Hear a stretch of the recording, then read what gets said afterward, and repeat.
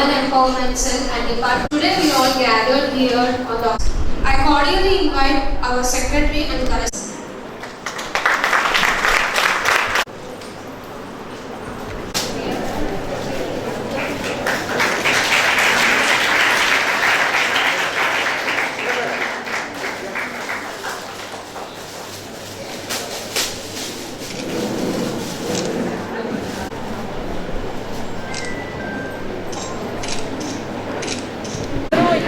Pharmacy college Hindu college of pharmacy వాళ్ళు omega management వాళ్ళు ఒక స్క్రీనింగ్ క్యాంప్ అనేది కండక్ట్ చేశామండి. క్యాన్సర్ అవేర్నెస్ గురించి, క్యాన్సర్ ఎందువల్ల వస్తుంది, దానికి మనం ఎటువంటి చర్యలు తీసుకోవాలి, ముందు జాగ్రత్తగా మనం దాన్ని కనిపెట్టడానికి ఏమన్నా పరీక్షలు ఉన్నాయా అనే దాని గురించి అవగాహన సదస్సు కూడా మనం ఇక్కడ స్టూడెంట్స్కి, ఫార్మసీ స్టూడెంట్స్కి తెలియజేయడం జరిగింది. ఇప్పుడు క్యాన్సర్ అనేది బాగా బర్నింగ్ టాపిక్ ఇండియాలో. చాలామంది క్యాన్సర్ లాస్ట్ స్టేజెస్లో గుర్తించడం వల్ల చనిపోతున్నారు ఇండియాలో. ఇంకా కూడా మనకు ఆ గ్యాప్ అనేది ఉంది. వేరే కంట్రీస్తో కంపేర్ చేస్తే ఇండియాలో లాస్ట్ స్టేజెస్లో ఎందుకు వస్తుంది అనేది చెప్పడం జరిగింది.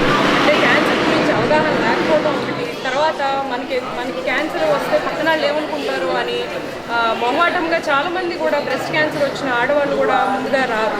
అది పెద్ద నొప్పి లేదని, గడ్డ పెద్ద నొప్పి లేదు అని, స్లోగా పెరుగుతుందని ఒకటి, వాళ్ళు ఇంట్లోనే కూర్చుంటారు, చూపించుకుంటారు. డాక్టర్ దగ్గరికి వెళ్ళి ముందుగానే మనం పరీక్షలు చేయించుకుంటే అది క్యాన్సర్ గడ్డ, మామూలు గడ్డ అనేది మనం ముందుగా తెలుసుకుంటే దానికి ట్రీట్మెంట్ కనుక ముందుగానే చేస్తే మనం, అంటే కీమోథెరపీ కానీ లేకపోతే రేడియోథెరపీ కానీ క్యాన్సర్కి సర్జరీ కానీ అన్నీ కూడా మన ఒమేగా క్యాన్సర్ హాస్పిటల్లో ఉన్నాయి. ముందుగానే గుర్తించగలిగితే మనం దాన్ని బాగా ట్రీట్ చేసి దాని క్యూర్ అనేది చేయొచ్చు. అదే కనుక ఆఖరి స్టేజ్లో వస్తే కనుక మనం ఏమీ చేయలేము. లైఫ్ అనేది పొడిగించడం తప్పితే మనం వాళ్ళకి క్యూర్ అనేది ఇవ్వలేము.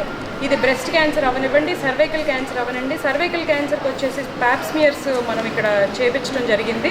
ప్యాప్స్మియర్ ద్వారా ఏంటంటే మనం ముందుగానే సర్వైకల్ క్యాన్సర్ వస్తుందా లేదా అనేది 10 సంవత్సరాల ముందే మనం తెలుసుకుంటే, దానికి తగినన్ని జాగ్రత్తలు తీసుకుంటే మనం క్యాన్సర్ అనేది నివారించవచ్చు.